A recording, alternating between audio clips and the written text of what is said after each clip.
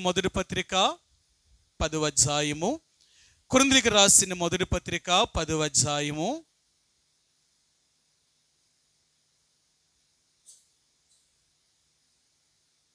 మొదటి నుంచి 6 వచనాలు ఉత్తర ప్రత్యుత్తర రీతిగా చదువుదామండి.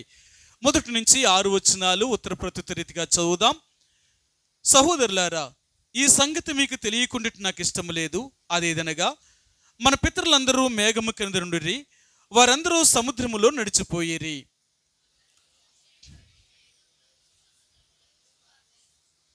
అందరూ ఆత్మ సంబంధమైన ఒకే ఆహారమును భుజించిరి.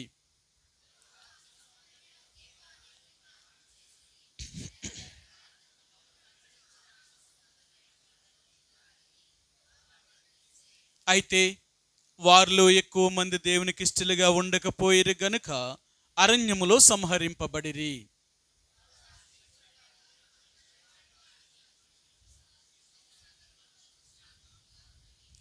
ఇక మధ్యాహ్న కాల సమయంలో ప్రభు యొక్క శరీరానికి ఆయన రక్తానికి సాదృశ్యంగున్న ఈ రొట్టెలో రసములో మనం పాలు పంపులు పొందేటప్పుడల్లా, ప్రతి ఆదివారము ప్రభు దగ్గరకు వచ్చినప్పుడల్లా మళ్ళీ మనం పరిశీలన చేసుకొని పరీక్షించుకున్న వారమే యోగ్యమైన రీతిగా ప్రభు యొక్క రక్తమాంసంలో మనం పాలు పంపులు పొందవలసిన వారిగా ఉంటున్నామండి. అంటే ప్రతిసారి అంటారా? అంటే ప్రతిసారి. ఎందుకంటే ఎన్నో రకాలుగా మనం ఎన్నో పరిస్థితులు కల్మషం కలిగిన వారు.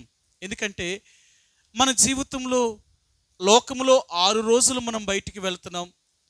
ఒక్క రోజు కూడా మనం దేవుని యొక్క మందిరంలో గడపలేని పరిస్థితుల్లో లోకములోనే మనం జీవించేది ఎక్కువ. కాబట్టి లోక మాలిన్యము, లోక సంబంధమైన పాపము మనల్ని అంటుకుంటూనే ఉంటుందండి.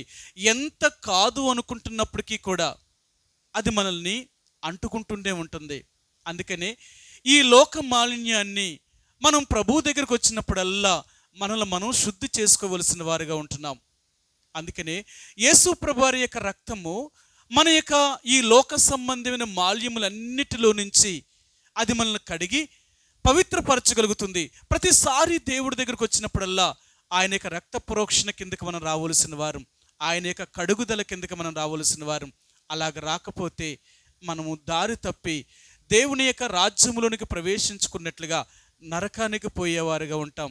అందుకనే ప్రతిసారి కూడా ప్రభు యొక్క సన్నిధికి వచ్చినప్పుడల్లా, మనం ప్రభు యొక్క రొట్టెలో రసంలో పాలు పంపులు పొందేటప్పుడల్లా మళ్ళీ మనం ఎలాగ జీవిస్తున్నాము అనేది మనం స్వపరీక్ష చేసుకోవలసిన వారిగా ఉంటున్నాం. ఈ స్వపరీక్ష అనేది ఏదో ఆదివారము దేవుని యొక్క మందిరానికి వచ్చినప్పుడే కాదు, ప్రతిరోజు మనం స్వపరీక్ష చేసుకుంటాం. ఉదయం లేసినప్పుడు కానీ, రాత్రి పడుకున్నప్పుడు కానీ, ప్రభువా ఉదయం నుంచి నేను సాయంకాలం వరకు, రాత్రి వరకు నా మాటల ద్వారా కానీ, నా క్రియల ద్వారా కానీ, నా నడవడిక ద్వారా కానీ ఎక్కడైనా నిన్ను బాధ పెట్టి దుఃఖపెట్టున్నానేమో నన్ను క్షమించు. మళ్ళీ మనం కడుగుకుంటాం. ఒకవేళ ఉదయం లేసామనుకో, ప్రభువా మరలా నన్ను ఒక దినాన్ని నాకు అనుగ్రహించు. ఈ దినమంతటిలో నేను బయటికి వెళ్ళినప్పుడు కానీ, లోనికి వచ్చినప్పుడు కానీ, నా మాట, నా నడక, నా పడక, నేను కూర్చుండుట, నేను లేచుట, ఇవన్నీ నీ దృష్టికి అంగీకారంగా ఉండడానికి సహాయం తెచ్చేయి. నీకు విరోధంగా నేను ఏ పాపము చేయకున్నట్లుగా నన్ను కాపాడు. ఒక క్రైస్తవుడిగా, ఒక దేవుని బిడ్డ ప్రతిరోజు ఇలాగ తన్ను తాను భద్రం చేసుకునేవాడు. మీకు చెప్పాను ఎందుకు మనం కాపాడుకోవాలంటే, లోకములో ఉన్నదంతా చెడే, లోకములో ఉన్నదంతా పాపమే. లోకాన్ని అంతటిని మనుషుడు కల్మషం చేశాడు. అలాంటి కల్మషమైన లోకంలోనికి వెళ్తున్నప్పుడు ఆ పాపం మనల్ని అంటుకుంటుంది కదా. అంటుకున్నప్పుడల్లా మనం కడుక్కోవాలి. ఒకవేళ ఏ రోజు పాపాన్ని ఆ రోజు కడగలేదా, ఏ రోజైనా మన మరణం వచ్చిందా, మనకు తెలియకుండా మనకు మరణం సంభవించినప్పుడు మనం దేవుని యొక్క రాజ్యాన్నే కోల్పోతాం. అందుకే నేను అంటున్నాడు, మనలో ఏ ఒక్కరము కూడా దేవుని యొక్క రాజ్యాన్ని కోల్పోవడం అనేది ఆయనకి ఇష్టం లేదు. ఆయన రాజ్యాన్ని కోల్పోకుండా ఉండాలి అంటే ప్రతిరోజు, ప్రతి క్షణము మనల్ని మనం ఎంతో భద్రం చేసుకోవలసిన వారు ఉంటున్నామండి. మనల్ని మనం ఎంతో కాపాడుకోవలసిన వారు ఉంటున్నాం. కాబట్టి ప్రతి ఆదివారము ఏదో బల్ల దగ్గరకు వచ్చినప్పుడే మాత్రమే కాదు, కానీ ప్రతిరోజు మనం ఇలాగ ఎప్పుడైతే మనం పవిత్రపరుచుకొని పరిశుద్ధంగా ఉండడానికి ప్రయత్నం చేస్తామో, ఒకవేళ మరణం మనల్ని తరిమినా, ఒకవేళ మనకు మరణం సంభవించినా, ఏ అపాయము ద్వారా మనం ప్రాణం పోవలసి వచ్చినా మనమైతే నిశ్చింతగా దేవుడితో కూడా ఉండగలుగుతాం. ఎందుకంటే మనలో ఏ కల్మషము లేకున్నట్లుగా మనం ప్రతిరోజు దేవుడి దగ్గర శుద్ధి చేసుకుంటున్నప్పుడు మనం ఎందుకు వెళ్ళాం దేవుడి దగ్గరికి? అందుకనే దేవుని యొక్క బిడలుగా ఈ శుద్ధీకరణ అనేది ప్రతిరోజు మనం చేసుకునేవారము. ఇది ఆదివారమే కాదు, అంటే సంఘముగా మనం కూడి వచ్చినప్పుడు అందరం రావడానికి అన్ని రోజులు మనకు అవకాశం లేదు కాబట్టి, ఏ రోజు మనకు సెలవు కాబట్టి, అందరం కూడుకునే సమయం కాబట్టి, అందుకనే ప్రభు యొక్క బల్లను ఈ రోజు మాత్రమే మనం పెట్టాం. ఆ బల్ల దగ్గరికి వచ్చినప్పుడల్లా మనల్ని మనం పరీక్ష చేసుకుంటున్నాం. మీకు ప్రతి ఆదివారం చెప్తూ ఉంటున్నాను, ఎలా పరీక్షించుకోవాలి, ఏ విషయాల్లో పరీక్షించుకోవాలి, ఎలాగ పరీక్షించుకొని మనం దేవుని ప్రభు యొక్క రక్త మాంసంలో పాలు పంపులు పొందాలి అనే విషయాలు మీకు జ్ఞాపకం చేస్తున్నాను. ఈరోజు మరలా మీకు ఒక మాటను గుర్తు చేస్తాను, అదే మాట మీకు చూపిస్తాను. కొరింథీయులకు రాసిన మొదటి పత్రిక 10వ అధ్యాయము 4వ వచనమండి. 10:4 అందరూ ఆత్మ సంబంధమైన ఒకే పానీయమును పానము చేసిరి, యాలయనగా తమ్మును వెంబడించిన ఆత్మ సంబంధమైన బండలోనిది త్రాగిరి, ఆ బండ క్రీస్తే. ఇశ్రాయేలీయులు 40 సంవత్సరములు పరలోకము నుండి దేవదూతలు తినే ఆహారాన్ని దేవుడు వారికి ప్రతిరోజు కురిపించేవాడు. ఆ మన్నాను ప్రతిరోజు వారు ఆ మన్నాను వారు దంచుకొని రొట్టెలు కాల్చుకొని తినేవారు. రెండవదిగా దేవుడు ఆ ఆత్మ సంబంధమైన బండలోని నీళ్ళు వీళ్ళందరూ త్రాగారు, కానీ వీళ్ళందరూ ఒకలాగా జీవించలేదు. అది ఇప్పుడు ఆయన బాధ. ఒకే ఆహారము తిన్నారు, ఒకే నీరు తాగారు, ఒకే మేఘము కింద నడుస్తున్నారు, ఒకే సముద్రంలో బాప్తీసం పొందారు, కానీ వీళ్ళందరూ ఒక్కచోట అని చెప్తున్నా వీళ్ళ మనసులు మాత్రం కలవలేదండి. మనసులు కలవలేదు. ఎందుకు మనసులు కలవలేదు? కలవకపోవడానికి గల కారణం ఏంటి? వీరు ఒకరి మీదకు ఒకరికి భేదాభిప్రాయములు కలిగిన వారు. ఇక్కడే చెప్తాడు ఆయన. సరే, మీకు ఆ మాట కూడా చూపిస్తాను. కొరింథీయులకు రాసిన మొదటి పత్రిక 11వ అధ్యాయము, కొరింథీయులకు రాసిన మొదటి పత్రిక 11వ అధ్యాయము 18 వచనమండి. 11-18. మొదటి సంగతి ఏదనగా, మీరు సంఘమందు కూడి ఉండినప్పుడు మీలో కక్షలు కలవని వినుచున్నాను, ఇది కొంత మట్టుకు నిజమని నమ్ముచున్నాను. మీలో యోగ్యులైన వారు ఎవరో కనబడినట్లు మీలో భిన్నాభిప్రాయములు ఉండక తప్పదు. సరే, ఇక్కడ ఆయన అంటున్నాడు, ఒకే మేఘము కింద, ఒకే సముద్రములో, ఒకే బండ నిండి, లేక ఒకే ఆహారాన్ని తిన్నా వీరి మనసుల్లో మాత్రం కక్షలు కలిగి ఉన్నారట. ఒకరంటే ఒకరికి పడతా లేదు, ఒకరంటే ఒకరికి ఇష్టం లేదు, విరోధ భావాన్ని కలిగిన వారు. మీకు ఎన్నోసార్లు చెప్పాను, సాతానుడుకున్న స్వభావం ఏంటంటే ఇదే స్వభావము. ఒకరంటే ఒకరికి పడకుండా, ఒకరంటే ఒకరికి ఈర్ష్య, ఒకరంటే ఒకరికి పగ, ఒకరంటే ఒకరికి ద్వేషము, ఇలాంటి వాటితో మానవుని నింపి ఒకరి మీద ఒకరికి సమాధానము, నెమ్మది లేకుండా చేస్తుంది. అందుకనే ఇశ్రాయేలు ప్రజలు అరణ్యములో వారు ఆయన వెంబడిస్తున్నప్పటికీ వీళ్ళందరూ ఒకే ఆహారము తిన్నా, ఒకే నీరు తాగినా, ఒకే బాప్తీసం తీసుకున్నా వీళ్ళ మనసులు మాత్రం కలవలేదండి, మారలేదు. అందుకని అంటున్నాడు ఆయన ఏమన్నాడంటే, అందరూ తమకిష్టం వచ్చినట్లుగా ప్రవర్తించారట. సరే, ఈ మాట కూడా చూపిస్తాను మీకు. మనం చదివాం కదా. 6 వచనమండి. 10వ అధ్యాయము 6వ వచనం, క్షమించండి 5వ వచనమండి. అయితే వారిలో ఎక్కువ మంది దేవునికి ఇష్టలుగా ఉండకపోయిరు గనుక, సరే, వీరు దేవునికి ఇష్టలుగా ఉండలేకపోయారట.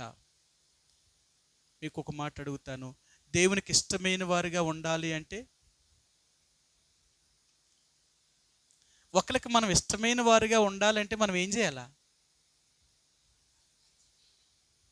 వాళ్ళకి నచ్చినవన్నీ చేయాలా? అంతేనా? అంతే కదా.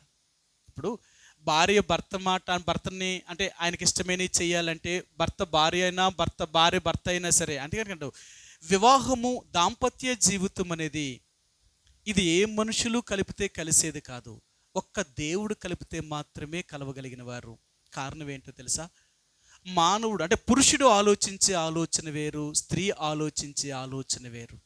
వీళ్ళిద్దరికీ అసలు ఎప్పుడూ పడదట. కొంతమంది భార్యాభర్తలు ఉంటారు చూసారు, ఇంట్లో ఎప్పుడు గొడవే వాళ్ళకి. వాళ్ళు ఎలాగుంటారు తెలుసా? ఎప్పుడు అలాగే ఉంటారు. ఎప్పుడు ఇన్ని సంవత్సరాలు అయింది పెళ్లి చేసుకుని ఇంకేలాగా ఉన్నారమ్మా అంటే వాళ్ళు కలుస్తా లేదు. కారణం ఏంటో తెలుసా? వాళ్ళ యొక్క అభిప్రాయాలు కలుస్తా లేదు. శరీరాలు కలవడం కాదు, ఆలోచన కలవాలి. ఇది కలిస్తే వాళ్ళ కుటుంబం ఎప్పుడు కూడా నెమ్మదిగానే ఉంటుంది. మనసులు కలవలేకుండా శరీరాలు కలిసినంత మాత్రానికి ఇది కుటుంబముగా ఎంచబడదు. అందుకని వారి ఇరువురు మధ్య ఏదో ఒక సమస్య, ఏదో ఒక కష్టము, ఏదో ఒక ఇబ్బంది, నెమ్మది లేకుండా ఏదో ఒక గొడవ. అర్థమైందా? ఈరోజు భార్యాభర్తలు కలవడం అనేది దేవుడు కలిపింది ఏంటో తెలుసా? వారి మనస్సులను కలుపుతున్నాడు, శరీరాలను కాదు, మనస్సులను కలుపుతున్నాడు. అందుకనే వివాహమైనప్పుడు భర్త తన భార్య ఇష్టానికి లోబడతాడు, భార్య తన భర్త యొక్క ఇష్టానికి లోబడుతుంది. అప్పుడే వీళ్ళ సంసార జీవితం అనేది, వీళ్ళ కుటుంబం వ్యవస్థ అనేది చక్కగా నడవగలుగుతుంది. లేకపోతే నడవలేరు. భార్య ఇష్టాన్ని భర్త నెరవేర్చకపోయినా, భర్త ఇష్టాన్ని భార్య నెరవేర్చకపోయినా, వీళ్ళ కుటుంబంలో ఒకే ఇంట్లో కలిసి ఉన్నా వీళ్ళెప్పుడూ కూడా మాట్లాడుకోరు, వీళ్ళెప్పుడు కూడా కలిసి తినరు, వీళ్ళెప్పుడూ కలిసి ఉండడానికి ఇష్టపడరు. కారణం ఏంటంటే లోకానికి మాత్రం భార్యాభర్తలుగా చూపిస్తారేమో కానీ వీళ్ళ లోనకు మాత్రం వీళ్ళు ఎప్పటికీ భార్యాభర్తలు కారు. కారణం ఏంటో తెలుసా? ఆయనకి ఇష్టమైనవి ఈమె చేస్తలేదు, ఈమెకి ఇష్టమైనవి ఆయన చేస్తలేదు. ఒకరి ఇష్టాన్ని ఒకరు నెరవేర్చాలి అంటే ఇంకొకరి ఇష్టాన్ని చంపేసుకోవాలి. భార్య భర్త ఇష్టాన్ని నెరవేర్చాలనుకోవాలనుకోండి, భార్య ఇష్టాలన్నీ చంపేసుకోవాలి. నా ఇష్టం అంటూ ఏమీ లేదండి, ఆయన ఏం చెప్తే అది చేస్తాను. ఒకవేళ భర్త భార్య ఇష్టాన్ని నెరవేర్చాలనుకోండి, భర్త నా ఇష్టం ఏమీ లేదండి, ఆమె ఏం చెప్తుందో అది చేయండి. కొన్నిసార్లు నేను ఏం చేస్తాను తెలుసా? నా పిల్లలు చాలా తెలివైన వాళ్ళు. అంటే ఏంటంటే నేను ఎలాంటి వాడిని వాళ్ళకి తెలుసు. ఏంటి, మా డాడీని ఎలాగైనా మెంట పెట్టచ్చు, మోల్డ్ చేయొచ్చు. అంటే చెప్తే వింటారు, పర్లేదులే అని నాకు ఏం చేస్తారు, ఫోన్ చేస్తారు. డాడీ ఎలాగా అలాగా ఎలాగా అని ఏదో ఒక రకంగా చెప్పి ఏం చేయమంటారు అని అడుగుతారు. అప్పుడు నేను ఏమంటే పోములాలు బాధపడతారేమో, లేకపోతే ఇలా చేస్తే నేను అంటాను, నాతో కాదు మీ అమ్మతో చెప్పండి అంటాను. ఫోన్ పట్టుకెళ్ళాలి, అమ్మకి ఇచ్చేస్తారు. వాళ్ళు ఏదో చెప్తారట చూడండి. వాళ్ళ అమ్మ ఏమంటారు తెలుసా? వద్దు అంటది. అది ఖచ్చితంగా వద్దు అంటది. అదే నేను ఆ మాట నేనే చెప్పలేను. కొన్నిసార్లు ఆ మాట చెప్పడానికి నాకు ఆ ధైర్యం సరిపోదు అనమాట. ఆ ధైర్యం సరిపోదు. వద్దు అంటే వాళ్ళు ఏమవుతారు, వాళ్ళు ఎక్కడ బాధపడతారు, వాళ్ళు ఎక్కడ ఫీల్ అవుతారు అని నేను వద్దు అన్న మాట చెప్పలేను. ఆ మాట చెప్పించడానికి ఫోన్ ఆమె గట్టిగా ఇస్తారు. ఆమె చెప్తుందని నాకు తెలుసు, ఖచ్చితంగా వద్దనే మాట చెప్తుంది. అది నేను చెప్తే నేను చెప్పలేను అన్నమాట. ఆమె అయితే ఖచ్చితంగా చెప్పగలదు కాబట్టి ఆమెకు ఫోన్ ఎట్టుకెత్తాను. ఇంకా ఎంత బతిమాలి, నేను చెప్పానా వద్దంటే వద్దు అని ఫోన్ తెచ్చి నాకు ఇచ్చేస్తుంది. ఇప్పుడు నన్ను అంటారు, మమ్మీ వద్దన్నది కదా డాడీ, మీరేమంటారు? ఆ వద్దని నేను అవునని చెప్పాను అనుకో, మా ఇద్దరు గొడవ వద్ది. నోరు మూసుకొని మీ అమ్మ చెప్పిందే చేయండి అంటాను నేను. నోరు మూసుకొని మీ అమ్మ చెప్పిందే చేయండి, మా ఇద్దరికి గొడవ పెట్టొద్దు, మీ ఇష్టం, మీ అమ్మ చెప్పింది కదా. నేనేం చెప్పను. ఒకవేళ ఇంకా మీరు నన్ను అడగాలనుకోండి, నేను కూడా వద్దనే చెప్తాను అంటాను. ఇప్పుడు నేను ఎందుకంటాను అన్నమాట? సమాధానం ఉండాలి అంటే అలా చెప్పాలా? ఆమె ఒకటి నేను ఒకటి అని అనుకోండి, ఆమె వద్దన్నదా, అయితే నువ్వు వెళ్ళన్నావు అనుకో, ఇప్పుడు మా ఇద్దరికి ఏమవుతుంది? సమస్య. ఆడ బాగానే ఉంటారు. అర్థమైందా? నేను ఎందుకు చెప్తున్నాను తెలుసా? ఒకరి ఇష్టానికి ఒకరు లోబడరు. కొన్ని విషయాల్లో భర్త భార్య మాట వినాలా, భార్య భర్త మాట వినాలి. అన్నీ అలాగేనేమీ కాదు. భర్తే భార్య మాట వినాలనేమీ లేదు, భార్య భర్త మాట వినాలని కొన్ని విషయాల్లో. అందుకని బైబిల్ ఎన్నోసార్లు మీకు చూపించాను. బైబిల్ అంటాడు, మీ భార్యలను మీరు ప్రేమించి వారిని నిష్ఠూర పెట్టకూడదట. వారిని ఏ విషయంలో కూడా వారికి ఇబ్బందికరమైన పరిస్థితులు తీసుకురాకూడదట భర్త. అలాగని భార్య కూడా ఏం చేయాలట? భర్త ఎడల కూడా తాను కూడా అలాగే ఉండాలా. నేను ఇంతే, నేను ఎలాగ చెప్పాను, నేను చెప్పిందే చేయాలా, నా ఇష్టం కాకపోతే నేను ఎలా చేయనంటే అది భార్య కాదు. అర్థమైందా?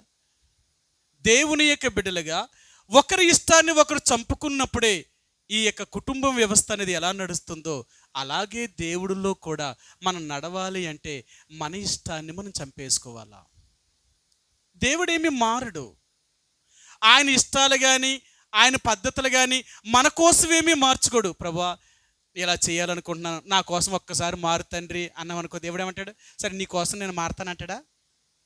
లేదు లేదు, నీ కోసం నేను మారను. నేను చేయవలసినవన్నీ చేశాను, నేను చెప్పినట్టే నువ్వు చెయ్యాలంతే. నా దగ్గరికి వస్తే ఇంక రాజీ అనేది ఏమీ లేదు. నువ్వు చెప్పినట్లుగా నేను చేయను, నేను చెప్పినట్టు నువ్వు చేయాలంతే. అందుకనే దేవుని యొక్క బిడ్డలు దేవుని నమ్ముకున్న తర్వాత వారి ఇష్టాలన్నీ చంపేసుకుంటారట. అవునా? దేవుని బిడ్డలు తమ ఇష్టాలన్నీ చంపేసుకోవడం అంటే ఏ విషయాలు చంపేసుకుంటాం? మనం ఏ విషయాలు చంపేసుకుంటాం? దేవుని యొక్క ఇష్టాన్ని నెరవేర్చడం కొరకు మనమేమి ఇష్టాలు చంపేసుకుంటాం? ఒక ఆయన ఇలా చెప్పాడు, పెళ్ళి అయింది, ఒక 3 పిల్లలకు అన్నది, ఆమె ఇంకా డ్రెస్ వేసుకొని తిరుగుతుందంట. వాళ్ళ ఆయనకి చెడ్డ కోపం అన్నమాట. ఆయన ఏమని చెప్పాడు తెలుసా? అన్నా ఇంకా బుద్ధి లేదన్నా, ఇంకా డ్రెస్సులు వేసుకొని తిరుగుతుంది. ఒక ఆడదానికి అందం ఏంటో తెలుసా? చీర. ఇంతమంది పిల్లలకని ఆమె అలా తిరుగుతుందంటే 10 మంది చూసి ఏమంటారు తెలుసా? ఇది ఇంకా చిన్న పిల్ల తిరుగుతుంది అనుకోరా? డ్రెస్సులు అవసరమా? నేను ఎన్నిసార్లు చెప్తాను, ఎన్ని చీరలు కొన్నానన్నా, బీరువా నిండా ఎన్ని చీరలు ఉంటాయో, చీర కట్టదు, డ్రెస్సులు వేసుకుని వెళ్తుంది. నాకు నచ్చదన్నా. అదే ఈ విషయంలో మాకు ఎప్పుడు గొడవే. ఆమంటది, అలా కాదండి అన్న, నాకు చీర కట్టడం టైం ఎక్కువ పడుతుంది, డ్రెస్ వేసుకుంటే పెద్ద టైం, అలా వేసుకుని అలా పోవచ్చట. ఇప్పుడు ఏం చేయాలంటారు? ఎవరు తప్పు? ఇప్పుడు ఏం చెప్పాలా? నేనేం చెప్పాలా? నేను చెప్పాను, అమ్మా నీదే తప్పు. నీ శరీరం మీద నీకే అధికారము లేదు. నీ భర్త ఏం చెప్తే అది. ఈ శరీరం ఎవరిదట? నీ శరీరం నీ భర్తది. ఎప్పుడైతే నీకు వివాహమైందో నీ శరీరం మీద నీకు అధికారం లేదు. ఆయన ఏం చెప్తాడో అలాగే నువ్వు చెయ్యాలా. బైబిల్ చెప్తుంది, ఇది నా మాట కాదు, చూపించాను. అప్పుడు ఆయన చెప్పాను, నీ భార్య చెప్పినట్లుగా నువ్వు కూడా చెయ్యాలా. ఇదిగో బైబిల్ అలా చెప్తుంది. ఈ విషయాల్లో అయితే నువ్వు రాజీ పడవలసిన అవసరం లేదు. అర్థమైందా? ఒక దేవుని బిడ్డ దేవుణ్ణి నమ్ముకున్న తర్వాత తన ఇష్టాలన్నీ చచ్చిపోతాయట. ఏమేమి ఇష్టాలు? ఏమి ఇష్టాలు చచ్చిపోవాలా? మన ఇష్టాలు ఏంటి? మనకి ఎన్ని ఇష్టాలు ఉంటాయి? అందుకే దేవుడు, వారు నాకు ఎందుకు ఇష్టలుగా ఉండలేకపోయారో తెలుసా? దేవునికి ఇష్టలుగా వారు ఉండలేకపోయారట. ఉండకపోవడానికి ఏమైనా కారణాలు నాకు కొన్ని చెప్పండి మీరు. ఇశ్రాయేలీలు దేవునికి ఇష్టలుగా ఉండలేకపోయారట. ఎందుకు దేవునికి ఇష్టలుగా ఉండలేకపోయారు చెప్పండి. నేను ఇశ్రాయేలు ప్రజల గురించి మాత్రమే అడుగుతున్నాను, ఇక మా ఇంకేం అక్కర్లేదు. ఆ రోజులు ఏం జరిగాయి అక్కడ బైబిల్లోనే ఉన్నాయి, నేనేం చెప్పను, మీకు చూపిస్తాను కూడా. నేను ఆ రోజుల్లో ఇశ్రాయేలు ప్రజలు తమకి ఇష్టలుగా ఉండలేకపోయారు అన్నాడు ఆయన. ఎందుకు ఇశ్రాయేలీలు దేవునికి ఇష్టలుగా ఉండలేకపోయారు చెప్పండి సరే. ఒకటి, ఇశ్రాయేలు ప్రజలు చెడ్డ వాటిని ఆశించారు. ఏంటి చెడ్డవి? అది ఒకటి, తిండి కోసం చచ్చారు వీళ్ళు. ఇలా ఆశించింది ఏంటంటే ఆహారము కావాలి అన్నారు. దేవుడు వాళ్ళకి ఆహారం పెట్టాడు. ఆ ఆహారంతో తృప్తిపడ్డారా? లేదు. మన్నాను దేవుడు పంపించినప్పుడు మొదట వారం రోజులు తిన్నప్పుడు మన్నా ఎలాగుందట వీళ్ళకి? నోటికి తేనె వలె మధురంగా ఉందట. వారం రోజులు అయిపోయిన తర్వాత ఇదే తీపైన ఆహారం ఏమైందట వీళ్ళకి? వెక్కసం అయిపోయిందట. ఈ మన్నాను మేము తినలేక చచ్చిపోతున్నాము, మాకెవరు మాంసం పెడతారు అని అడిగారు. సరే, ఇప్పుడు దేవుడు అన్నాడు, మాంసం కావాలని అడుగుతున్నారు కదా. మోషే విసుకుపోయాడు, ప్రభువా కొన్ని లక్షల మందికి ఎన్ని వాటిని నేను కొయ్యగలను? వీళ్ళకి ఎక్కడి నుంచి నేను మాంసం తేగలను? వీళ్ళు నన్ను తింటున్నారేంటి? నేనేమైనా వీళ్ళకి అన్నానా? వీళ్ళని ఏమైనా నేను పెంచానా? వీళ్ళందరినీ నేనే మొయ్యాలా? నాకు ఎందుకు వచ్చిందయ్యా బాబు ఈ గొడవ? వీళ్ళని వదిలేసి నేను పోతాను అంటున్నాడు ఈయన. అప్పుడు దేవుడు అన్నాడు, నువ్వెందుకయ్యా బాధపడుతున్నావు? వాళ్ళని రెప్పెట్టించిన వాడిని నేను, వాళ్ళకి కావాల్సింది ఇవ్వాల్సిన వాడిని కూడా నేనే కదా. మాంసం అడుగుతున్నారు కదా, సరే నేను మాంసం ఇస్తానని చెప్పు. ఒకరోజు కాదు, వారము కాదు, 10 రోజులు కాదు, నెల రోజుల వరకు కూడా వాళ్ళు మాంసమే తినమని చెప్పు. నెల రోజులు అవుతున్న దగ్గర పడుతున్న రోజులనంట ఇంకా మాంసము వీరి పళ్ళ సందుల్లో ఉండగానే మాంసం కూడా ఏమైందంటే వీళ్ళకి వెక్కసం అయిపోయిందట. ఇప్పుడు అన్నారు, చంపేస్తున్నాడు రా బాబు మాంసంతో, తినలేకపోతున్నావు, రోజు మాంసం అంటే ఎక్కడ తినాలి? ఇప్పుడు ఏం కావాల్సి వచ్చిందట? కాయగూరలు కావాల్సి వచ్చాయట. సరే కాయగూరలు కావాలంటే కాయగూరలు ఎట్టాడట. మళ్ళీ ఏం కావాల్సి వచ్చాయట? వీళ్ళకి ద్రాక్ష పళ్ళు, అంజూర పళ్ళు. వీళ్ళు చూడండి ఎలాంటి కోరికలు కోరుతున్నారు. కడుపు నిండా తిండి ఆడుతున్నట్ట. తిండే సరిపోయిందా? మాకేమో పలం తెచ్చావా, పండు తెచ్చావా, అది తెచ్చావా, ఇది తెచ్చావా? ఎన్ని తెప్పుతారు కదా ఇవన్నీ. మరి ఇప్పుడు ఇశ్రాయేలు ప్రజలు మాకు అవి తిన్నవన్నీ గుర్తొస్తున్నాయి. ఇప్పుడు దేవుడికి ఏమేరియలు? వీళ్ళ కోరికలు సరే, వీళ్ళు మంచివాళ్ళు కాదు. అందుకే దేవుడు, వీరు నాకు ఎందుకు ఇష్టలుగా ఉండలేకపోయారంటే, నేను ఏది ఇచ్చానో అది తిని దానితో తృప్తి చెందలేని వారు, లేని దాని గురించి ఆశించేవారు. అందుకంటాడు, వీరు చెడ్డ వాటిని ఆశించారట. అంటే మాంసం తినడం తప్పు అంటారా? కాయగూరలు తినడం తప్పు అంటారా? పళ్ళు అడగడం తప్పు అంటారా? ఆయన ఇస్తే, దేవుడు ఇస్తే తినాలా, ఆయన ఇవ్వకపోతే నువ్వు నోరు మూసుకొని ఉండాలా, అడగకూడదు నువ్వు దేవుణ్ణి. అర్థమైందా? ఆయన నీకు ఇదే పెట్టాడా? ప్రభా ఈ రోజు నాకు ఇదే పెట్టావు, నీకు వందనాలు, ఇక దేని గురించి ఆలోచించను. నువ్వు ఇది కాకపోతే రేపు ఇంకోటి పెట్టగలడు దేవుడు. ఇది ఇచ్చిన దేవుడు అది ఇవ్వలేడా? నీకు మన్నాను పంపించిన దేవుడు మాంసం పెట్టాలని తెలీదా? మాంసం పెట్టిన దేవుడు కాయగూరలు పెట్టాలని తెలీదా? కాయగూరలు ఇచ్చిన దేవుడు పళ్ళు ఇవ్వాలని తెలీదా? ఇవన్నీ నువ్వు అడిగితే ఇస్తాడా? కానీ నీ కోరికలు. అందుకే దేవుడు అన్నాడు, ఇశ్రాయేలు ప్రజలు తమకిష్టమైన కోరికలు కోరుకునేవారట. ఇలా ఆహారం విషయంలో దేవుణ్ణి శోధించారు. రెండవది, వీళ్ళు ఇంకా ఏం చేశారు తెలుసా? వీరు నడవడిక మంచి నడవడిక నడలేదట. వీరు అన్యజనుల వలె వీరు కూడా మనసుకు నచ్చినట్లుగా నడిచారు. మీ అందరికీ తెలుసు, ఆనాడు ఇశ్రాయేలీల్లో 24,000 మంది ఆ సర్పపు కాటు తిన్నందుకు చచ్చిపోయారట. ఎందుకు పాములు వాళ్ళ మధ్యకొచ్చి వాళ్ళ కాటేసి ఎందుకు చంపేశాయి అంటే, వారు మోయాబు రాండ్లతో వ్యభిచారము చేశారు.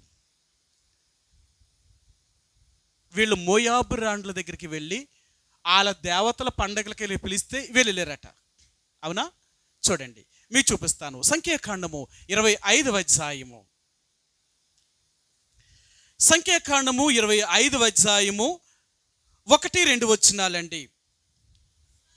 ఇశ్రాయేలీలు సిత్తీములో దిగి ఉండగా ప్రజలు మోయాబు రాండ్లతో వ్యభిచారము చేయసాగిరి. ఆ స్త్రీలు తమ దేవతల బలులకు ప్రజలను పిలువగా వీరు భోజనము చేసి వారి దేవతలకు నమస్కరించిరి. వాళ్ళని పిలిచారట, వీళ్ళు ఆ పండగకి వెళ్ళారట. పెళ్ళిన తర్వాత ఏం చేశారట? అక్కడ భోజనం చేశారట. ఇలా నడవడిక మంచిది కాదు. అందుకే దేవుడు అన్నాడు, దేవుణ్ణి ఎరగిన వారు నిన్ను వాళ్ళ పండగలకు నువ్వు పిలిస్తే నువ్వు వెళ్ళావు అంటే నువ్వు దేవుని బిడ్డవేంటి? మళ్ళీ ఏం చెప్తుంది తెలుసా? వాళ్ళు మూలనట్లేదట, వాళ్ళు దానికోసం వండలేదట, మాకు ప్రత్యేకంగా వండారట, మాకు ప్రత్యేకంగా పెట్టారట. ఇవన్నీ ఏం చేసుకుని చెప్తాం? మనల్ని మనం కవర్ చేసుకోవడని చెప్తాం. అసలు నువ్వు వెళ్ళడమే మొదటి తప్పు. ఆ సందర్భంలో నువ్వు వెళ్ళావు కాబట్టి వాళ్ళు ఏం చేసి పెట్టినా వాళ్ళ దేవతలు బట్టి పెట్టారు. ఇశ్రాయేలు ప్రజలు దేవునికి ఇష్టలుగా ఎందుకు ఉండలేరో తెలుసా? వీళ్ళు మోయాబు రాండ్ల దేవతల యొక్క పండగలకి వీళ్ళు పిలిస్తే వీళ్ళు వెళ్ళారు. దేవుడు చెప్పాడు కదా వీళ్ళకి ఇచ్చాడు కూడా ఆజ్ఞ. మీరు ఎప్పుడూ అలాంటి ప్రజలతో సాంగత్యం చేయకూడదు, వారి దగ్గరికి మీరు వెళ్ళకూడదు, మీరు వారిని మీ దగ్గరికి కూడా రానివ్వకూడదు. జాగ్రత్త, ఎందుకంటే వారు మిమ్మల్ని పాడు చేస్తారు. ఇలాగ చేయడం వల్ల ఇప్పుడు ఎవరు చచ్చారు? వాళ్ళు బాగానే ఉన్నారు, ఏలే చచ్చారు. దేవుని కోపం వీళ్ళ మీద వచ్చింది. ఎవరు పాపం చేస్తారో వాళ్ళ మీదకి దేవుడి కోపం వస్తుంది, కానీ దేవుణ్ణి ఎరగని వారి మీద కోపం రాదు. అందుకన్నాడు, నీ ఇష్టాలేంటో తెలుసా? దేవునికి ఇష్టము లేని చోట్లకి వెళ్ళడం అంటే నీకు ఎంత ఇష్టమో. ఎక్కడికి వెళ్తా తెలుసా? ఏది దేవుడు వద్దు అంటాడో, ఎక్కడికైతే వెళ్ళకూడదు అంటాడో అక్కడికి వెళ్ళడం మనకి ఎంత ఇష్టమో. ఎందుకంటే మన సంతోషం కదా. అందుకన్నాడు, నాకెందుకు ఇష్టలుగా లేరు తెలుసా? నాకు ఇష్టము కాని చోటులకు వీరు వెళ్ళారు, నాకు ఇష్టం లేని పనులు వీళ్ళు చేశారు.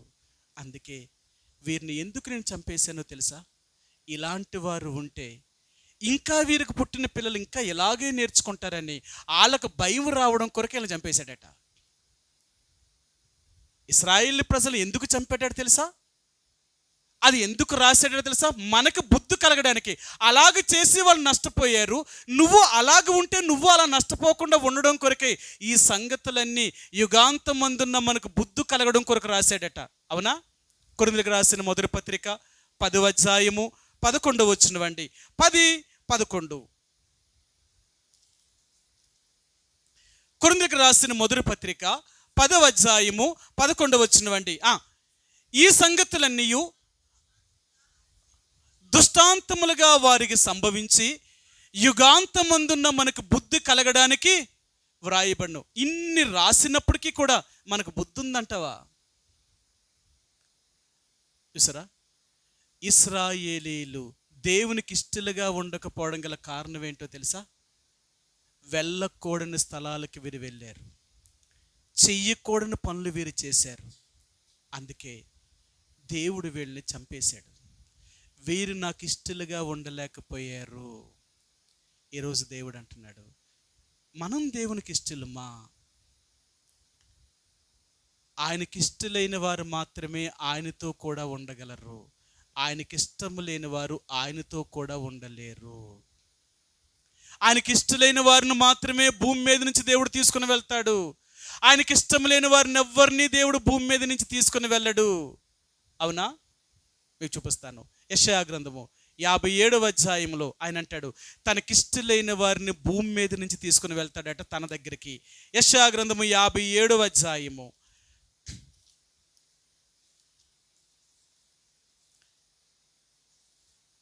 యెషయా గ్రంథము 57వ అధ్యాయము 1వ వచనమండి. నీతిమంతులు నశించుడు చూచి ఎవరునూ దాన్ని మనసున పెట్టరు, భక్తులైన వారు తీసుకుని పోబడుచున్నారు. కీడు చూడకుండా నీతిమంతులను కొనుపోబడుచున్నారని ఎవరికి నీ తోచదు. వారి విశ్రాంతిలో ప్రవేశించుచున్నారు. తమకు చూటుగానున్న మార్గమును నడుచువారు తమ పడకల మీద పరుండి విశ్రమించుదురు. చూసారా, ఆయన అంటున్నాడు, ఆయనకిష్టలైన వారిని భూమి మీద నుంచి తీసుకుని వెళ్ళిపోతాడట.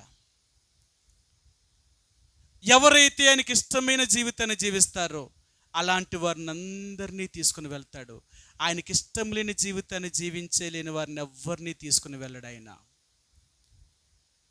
ప్రియ సహోదరి సోడా, ఈరోజు మనం యేసు ప్రభువుని నమ్ముకొని దేవుని ఇష్టాన్ని నెరవేరుస్తున్నామా, మన ఇష్టాన్ని నెరవేర్చుకుంటున్నామా? నేను ఒక మాట అడుగుతాను. యాకోబు తిరిగి బేతేలునకు బయలుదేరి వెళ్తున్నాడు. వెళతా ఉంటే తన మామగారైన లాబాను యాకోబుని తను తరుముతూ వచ్చాడు తన కొడుకులతో పాటు. యాకోబు కొండ మీద ఉన్నాడనే సంగతి తెలుసుకొని ఆ కొండ మీదకి లాబాను యొక్క కొడుకులందరూ కూడా యాకోబు దగ్గరికి వెళ్ళారు. లాబాను అడిగాడు యాకోబుని, ఎందుకు నన్ను మోసం చేసి నువ్వు ఇలాగ పారిపోతున్నావు అని అడిగాడు. అప్పుడు చెప్పాడు, నేను నిన్ను అడుగుతుంటే నువ్వు పంపించనంటున్నావు, కాబట్టి నేను నా తండ్రి యొక్క ఇంటికి వెళ్ళిపోవడం దేవుడు నాకు చెప్పాడు, నేను వెళ్ళిపోతున్నాను. నీతో చెప్పవలసిన అవసరం నాకేముంది? ఇంకా ఆ బంధం ఎప్పుడో తెంపేసావు నువ్వు నాకు. నేను నీకు అల్లుణ్ణి కాదు, నువ్వు నాకు మామగారువు కాదు. ఒకవేళ నువ్వు నాకు మామగారు అయ్యుండి నేను నీకు అల్లుణ్ణి అయి ఉంటే ఈ బంధమును నిలబెట్టేవాడు కదా. ఈ బంధమే నువ్వు నిలబెట్టలేదు కదా. నన్ను ఎంత మోసం చేసావు, ఎన్నిసార్లు బాధ పెట్టావు, అందుకే నీ నుండి నేను దూరం అయిపోవాలి అనుకున్నాడు అని చెప్పాడు. అప్పుడు సరే వెళ్ళిపోయే కానీ నా విగ్రహాలను ఎందుకు పట్టుకుపోతున్నావు అని అడిగాడు. నా గృహదేవతలు నువ్వెందుకు పట్టుకుపోతున్నావు అని అడిగాడు. అప్పుడు యాకోబు అన్నాడు, నేను నీ ఇంట్లో ఉన్న నీ దేవతల బొమ్మలు నేనెందుకు అట్టుకెళ్తాను? నా దేవుడు జీవం కలిగిన వాడు. అలాంటి దేవుడిని నేను నమ్ముకుంటే నీ బొమ్మలతో నాకు సంబంధం ఏంటి? నేను బొమ్మల దగ్గర విచారణ చేసేవాడిని కాదు, జీవము కలిగిన దేవుడి దగ్గర విచారణ చేసేవాడిని. నీ బొమ్మలు నేను తేలేదు అన్నాడు. అంటే ఒప్పుకుంటాడా? అయితే నువ్వు తేలేదు, నా బొమ్మలేమో నా ఇంటి దగ్గర లేవు, మరి ఎక్కడ పోయాయి? అయితే నేను సోదా చేస్తాను, నీ వాళ్ళందరినీ వెతుకుతాను, నీ ప్రదేశాలన్నీ వెతుకుతాను అన్నాడు. యాకోబు అన్నాడు, వెతుకో అన్నాడు. ఒకవేళ ఎవరి దగ్గరే నా బొమ్మలు దొరికితే ఆడు బ్రతకడం కూడా నాకు ఇష్టం లేదన్నాడు చెప్పాడు. ఇప్పుడు లాబాను యాకోబు కలిగిన సమస్తాన్ని వెతికాడు, కానీ ఎక్కడ బొమ్మలో దొరకలేదు తెలుసు. కానీ తన చిన్న కుమార్తెన రాహేలు ఆ బొమ్మలను తన ఒళ్ళో పెట్టుకొని తన ఒంటి మీదకి ఎక్కి కూర్చుందనమాట. అప్పుడు ఆయన చెప్పింది, నాన్న నేను ఒంటిలు దిగి కిందకి రాలేను, ఇప్పుడు నా పరిస్థితి బాగోలేదు, నేను దిగే పరిస్థితిలో లేను, నేనైతే నీ బొమ్మలు తేలేదు అని చెప్పింది. అబద్ధం ఆడింది, కానీ బొమ్మలు తన దగ్గరే ఉన్నాయి. సరే, ఇది అయిపోయిన తర్వాత లాబాను తిరిగి వెళ్ళిపోయాడు తన కూతురు మాట నమ్మి. ఇప్పుడు యాకోబు ఒక చోటుకు వచ్చిన తర్వాత ఇప్పుడు ఆయన అన్నాడు, ఇప్పుడు మనం దేవుని యొక్క మందిరము దగ్గరికి వెళ్తున్నాం కాబట్టి మనల్ని మనం శుద్ధపరచుకోవాలి, అపవిత్రమైనది ఏది కూడా మన దగ్గర ఉండకూడదు, ఇవన్నీ మీరు దేవుడికి ఇచ్చేయండి అని చెప్పారు. అవునా? సరే, మీకు ఆ మాట చూపిస్తాను. ఆదికాండము వాళ్ళు ఏం చెప్పారు అనే మాట చూపిస్తాను మీకు. ఆదికాండము 35వ అధ్యాయం అండి. 35వ అధ్యాయము చదవండి. 4వ వచనం. దేవుడు యాకోబుతో, వారు తమ యొద్దనున్న అన్యదేవతలన్నిటినీ తన చెవులనున్న పోగులను మొదటి వచనం చదువుదామండి ఒక మాట. దేవుడు యాకోబుతో, నీవు లేచి బేతేలునకు వెళ్ళి అక్కడ నివసించి నీ సహోదరుని యాషావు ఎదుటి నుండి నీవు పారిపోయినప్పుడు నీకు కనబడిన దేవుడికి అక్కడ బలిపీఠము కట్టుమని చెప్పగా. ఇప్పుడు దేవుడు యాకోబుతో ఏం చెప్పాడంట? బలిపీఠం కట్టమన్నాడు. ఇప్పుడు ఈయన ఏం చేయాలా? బలిపీఠమే కట్టాలా. కానీ ఈయన ఏం చేశాడు? ఇప్పుడు చదవండి, 2-3 వచనాలండి. అప్పుడు యాకోబు తన ఇంటి వారితోనూ తన యొద్దనున్న వారి అందరితోనూ మీ యొద్దనున్న అన్యదేవతలను పారవేసి మిమ్మల్ని మీరు శుచిపరుచుకొని మీ వస్త్రములను, ఆయన ఏం చెప్పాడు, ఈయనేం చెప్తున్నాడు? ఆయన ఏం చెప్పాడు? దేవుడు యాకోబుకి ఏం చెప్పాడు? నాకు బలిపీఠం కట్టుమని చెప్పాడు. ఇప్పుడు ఈయన ఏం చెప్పాలా? మనం దేవుడికి బలిపీఠం కడదాం రండి అని చెప్పాలా. కానీ ఇప్పుడు యాకోబు ఏమంటున్నాడు?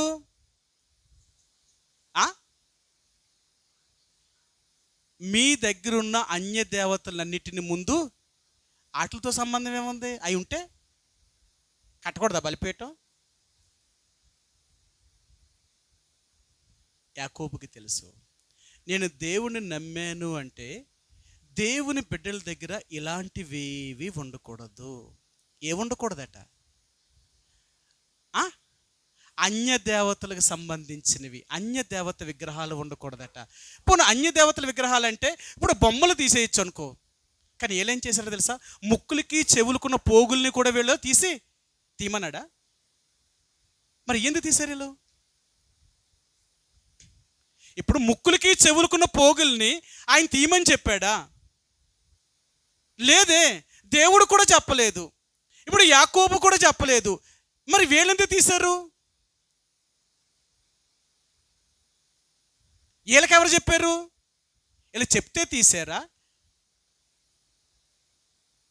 ఆ మాట మరలా మీరు చదవండి. సరే చూడండి వాళ్ళు ఏం చెప్పారట. సరే మళ్ళా చదువుదాం. 2-3 వచనాలండి. యాకోబు తన ఇంటి వారితోనూ తన యొద్దనున్న వారి అందరితోనూ మీ యొద్దనున్న అన్యదేవతలను పారవేసి మిమ్మల్ని మీరు శుచిపరుచుకొని మీ వస్త్రములను మార్చుకొనుడి. మనము లేచి బేతేలునకు వెళుదము. నా శ్రమ దినమున నాకు ఉత్తరమిచ్చి నేను వెళ్ళిన మార్గమున నాకు తోడయుండిన దేవునికి బలిపీఠం అక్కడ కట్టెదనని చెప్పగా వారు తమ యొద్దనున్న అన్యదేవతలన్నిటినీ తన చెవులనున్న పోగులను యాకోబునకు అప్పగింపగా. ఎవరు చెప్పారు? ఒక దేవుని బిడ్డకి ఎలాగ ఉండాలో ఇంకొకరు చెప్పాలంటావా? ఎన్నోసార్లు మీకు చెప్పాను, మాకు చెప్పలేదండి, మా సేవకుడు చెప్పలేదండి, మాకు వాళ్ళు చెప్పలేదండి, మాకు వీళ్ళు చెప్పలేదండి, వాళ్ళు చెప్తే మేము చేస్తాం కానీ మాకేం తెలుసండి. వీళ్ళు ఎంతైనా తెలియదట పాపం వీళ్ళకేమీ. వీళ్ళ దేవుణ్ణి నమ్మిన తర్వాత ఎలాగ ఉండాలో మరొకరు చెప్పాలా వీళ్ళకి? చెప్తే చేస్తే వీళ్ళ క్రైస్తవులు ఏంటండి? వీళ్ళు ఒకరు చెప్తే చేసేవాళ్ళు కాదు. వీళ్ళ మనసు మారితే దేవునికి ఎలాగ ఇష్టమైన రీతిగా ఉండాలో వీళ్ళకి తెలుసట. మనసు మారితే మనసుకు మారిన తగినట్లుగా జీవించగలుగుతారట. నీ మనసే మారిందనుకోండి, మనసు మారినట్లుగా జీవిస్తావు. నీ మనసు మారలేదనుకోండి, మారినట్లుగానే జీవిస్తావు. అది మొదట. అందుకని అంటాడు మారు మనసు పొందండి, మారు మనసు పొందండి, మారు మనసు పొందండి. అంటే నీ మనసును మార్చుకో. నీ మనసును మారాలా. నీ మనసు మారితే నీ జీవితం మారుతుంది. నీ జీవితం మారితే నీ వేషధారణ మారుతుంది. అర్థమైందా? ఒక దేవుని బిడ్డ అనేది ఎలా కనపడతారో తెలుసా? వాళ్ళు దేవుని బిడ్డలు అని చెప్పడానికి వాళ్ళు చూపించే, వాళ్ళు పైకి కనిపించే రూపంలో కనపడతారు. వీళ్ళు దేవుని బిడ్డలు. వీళ్ళకి ఎవరూ చెప్పక్కర్వద్దు. హృదయం మారిందనుకోండి, మనసు మారుతుంది. మనసు మారిందనుకోండి, ప్రవర్తన మారుతుంది. అందుకని దేవుని బిడ్డలు వారి నడక మారుతుంది, వారి క్రియలు మారుతున్నాయి, వాళ్ళ చూపు మారుతుంది, వాళ్ళ మాట మారుతుంది, వాళ్ళ వినికిడి మారుతుంది. అవునా? దేవుని బిడ్డలు అంటే ఎన్ని మార్చుకుంటారు. ఎవరు చెప్తారు వీళ్ళకి? నీ హృదయం మారితే ఇవన్నీ మారిపోతాయి. అందుకని అంటున్నాడు వారు నాకు ఎందుకు ఇష్టలుగా ఉండలేదో తెలుసా? ముందు వారి హృదయం మారలేదు. వారి హృదయంలో ఏముందో తెలుసా? లోకమని ఐగుప్తు ఉంది. ఇశ్రాయేలు ప్రజలు 40 సంవత్సరములు దేవుడు వారిని నడిపిస్తున్నా వీళ్ళలో ఉన్న లోకం మాత్రం పోలేదట. చూపించనా? మీకు ఆ మాట చూపిస్తాను. అపొస్తలుల కార్యములు 7వ అధ్యాయము. అపొస్తలుల కార్యములు 7వ అధ్యాయము. ఆనాడు ఇశ్రాయేలు ప్రజలు ఎందుకు దేవుడు వారికి ఇష్టలుగా ఉండలేకపోయారు అనే విషయాన్ని మీకు చూపిస్తాను. అపొస్తలుల కార్యములు 7వ అధ్యాయము 38వ వచనమండి, 38వ వచనం, 39వ వచనమండి. ఈ 2 వచనాలు కూడా చూద్దాం.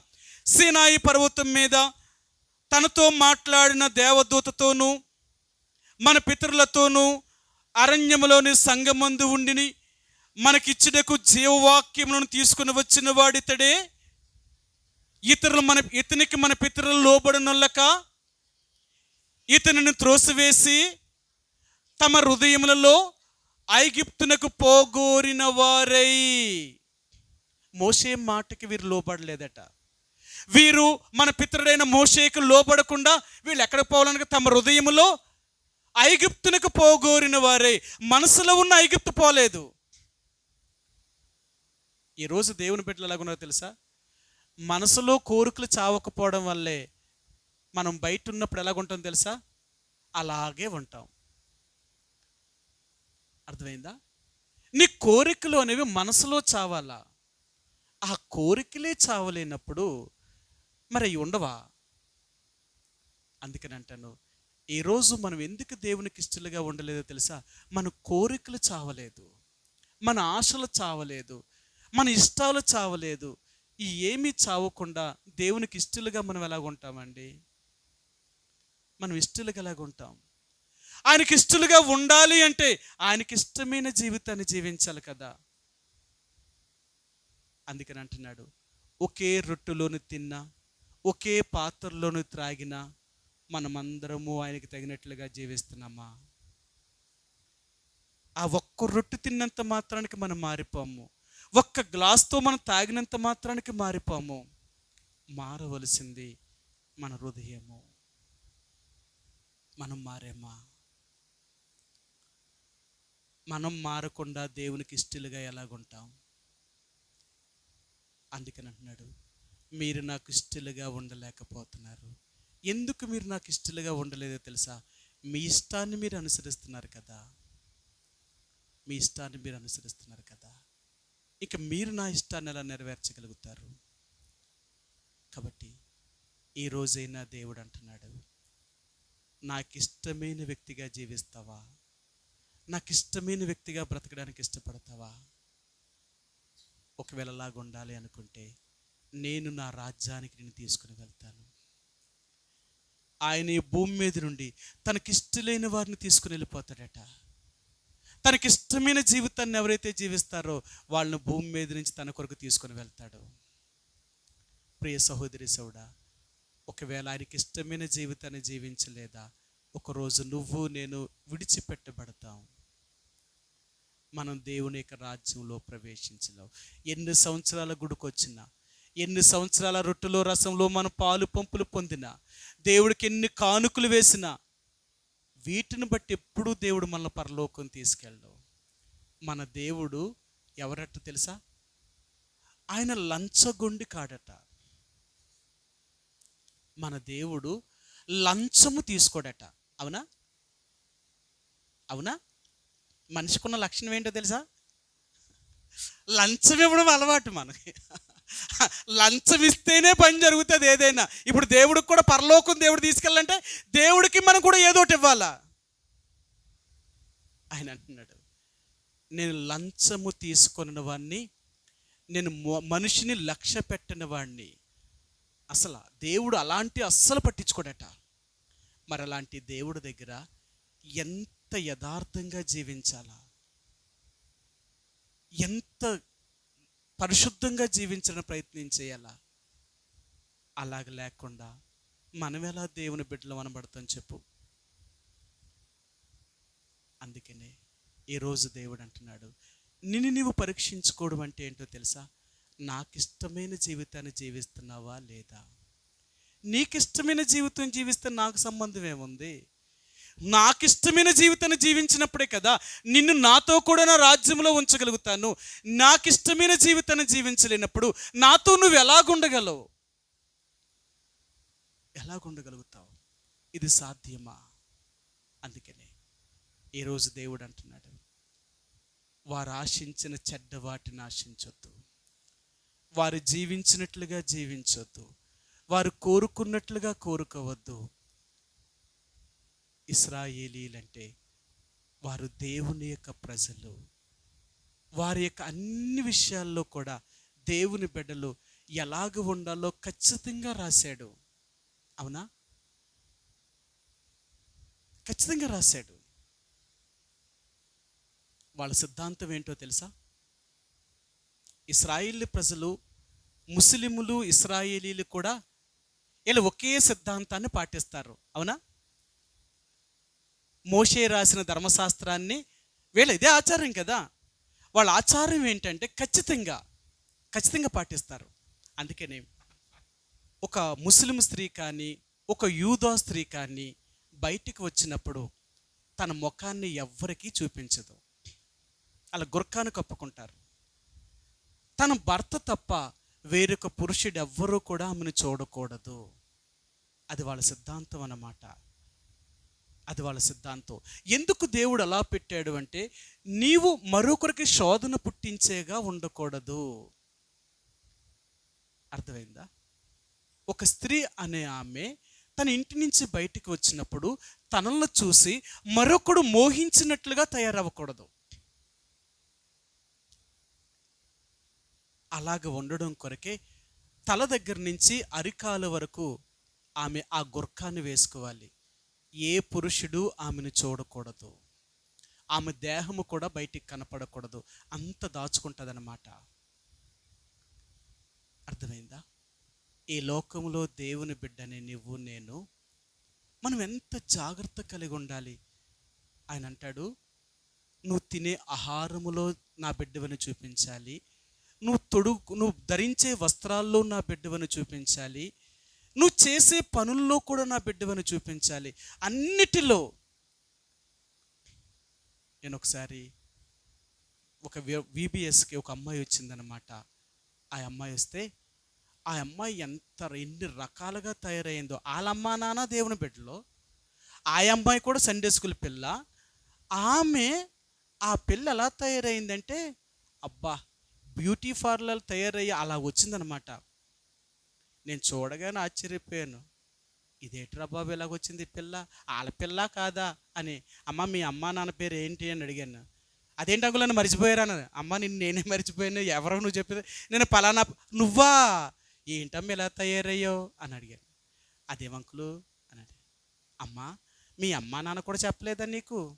వచ్చిందేమో VBSకి, నువ్వు తయారయ్యిందేమో ఇలాగా. అసలు వాళ్ళకైనా బుద్ధి ఉందా లేదా? అదేంటి అంకులు వాళ్ళు ఏం చెప్పలేదు అంకులు, నేనే తయారై వచ్చాను. నువ్వు బైబిల్ చదువుతావా? చదువుతాను అంకులు. మందిరానికి వెళ్తున్నావా? వెళ్తున్నాను అంకులు. మరి ఇలా చేయకూడదని నీకు దేవుడు చెప్పలేదా?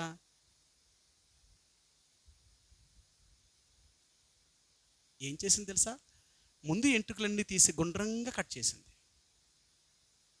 అప్పుడు తీసి చూపించాను. లేవి కాండంలో ఏముందో తెలుసా? చదువు నువ్వే బైబిల్ అని చెప్పాను. నీ తల వెంట్రుకలు గుండ్రంగా కత్తిరించకూడదు. అందుకనే మనం దేవుని బిడ్డలం. మనం దువ్వుకునే దువ్వుని కూడా, అంటే మన తలను కూడా ఎంత జాగ్రత్తగా మనం చేసుకుంటాం తెలుసా? లోకంలో ఎన్ని ఫ్యాషన్లుగా వేసుకున్నా మనం మాత్రం మన తల జుత్తు కూడా మర్యాదగా ఉండాలి. మనల్ని చూసేవారు ఇలాంటి వారు కాదు అని చెప్పకూడదు. ఎందుకో తెలుసా? దేవుని బిడ్డలు అంటే ఎంత మర్యాద కలిగిన వారు. వాళ్ళని చూసి లోకం నేర్చుకోవాలా. వాళ్ళ వస్త్రాలు చూసైనా, వాళ్ళ నడవడికి చూసైనా, వారి మాటను చూసైనా, వారి యొక్క అలంకారణ చూసైనా, వాళ్ళు చూసి లోకం నేర్చుకోవాలా. లోకం చూసి కాదు మనం నేర్చుకునేది. ఇది దేవుని బిడ్డలమా? అయితే నువ్వు మారు మనసు పొందలేదు, నీ జీవితమే మారలేదని దాని గుర్తు ఏంటో తెలుసా? నీ అలంకారనే దానికి గుర్తు. దేవుని బిడ్డలుగా జాగ్రత్త. దేవుడు మనతో ఉన్నాడు. మనుషులు ఈరోజు ఉంటారు, రేపు ఉండకపోవచ్చు. ఈరోజు నిన్ను చూడొచ్చు, రేపు చూడకపోవచ్చు. కానీ నువ్వెక్కడున్నా చూసేవాడు దేవుడు. ఆయనకి తెలియదా? అందుకని అంటాడు, మనం మారలేదా అనేది దేవుడికి తెలుసు. దాన్ని బట్టి మనం పరలోకం తీసుకెళ్తాడేమో, కానీ మనం నమ్మించినంత మాత్రానికి పరలోకం వెళ్ళాం. కాబట్టి మనం నమ్మించేవారం కాదు, మనం ఆయనకి ఇష్టమైన రీతిగా బ్రతికేవారు. అందుకనే దేవుని ప్రజలు ధరించే వస్త్రాలు కూడా చాలా ఖచ్చితంగా ఉంటాయట. నేను బైబిల్ చదువుతుంటే నా వ్యక్తిగతంగా సంఖ్యాకాండం అధ్యాయంలో చెప్తాడు ఆయన, ఇశ్రాయేలీలు ఏ బట్ట తొడిగినా ఆ బట్ట చివరి అంచున నీలు సూత్రముతో దారమును అల్లాలట. వాళ్ళు నీలు సూత్రం అంచు మాత్రం నీలు సూత్రముతోటే ఉండాలట. వారు కట్టే ప్రతి బట్ట అంచున నీలు సూత్రముతో, అంటే ఆ నీలపు రంగు ఆకారముతో కూర్చుండాలన్నమాట, ఆ అంచు ఉండాలన్నమాట. ఏంటి, వాళ్ళు ధరించే ప్రతి బట్ట అంచున ఈ నీలపు రంగు ఉండాలా? ఎందుకు అంటేనంట, అక్కడ ఒక మాట అన్నాడు, మీకు చూపిస్తాను. ఎందుకు ఇలాగ ఉండాలని చెప్పాడు అంటేనట దేవుడు 15వ అధ్యాయము సంఖ్యాకాండము 15వ అధ్యాయము 39, 40, 41 వచనాలు, ఈ 3 వచనాలు కలిసి ఉన్నాయండి.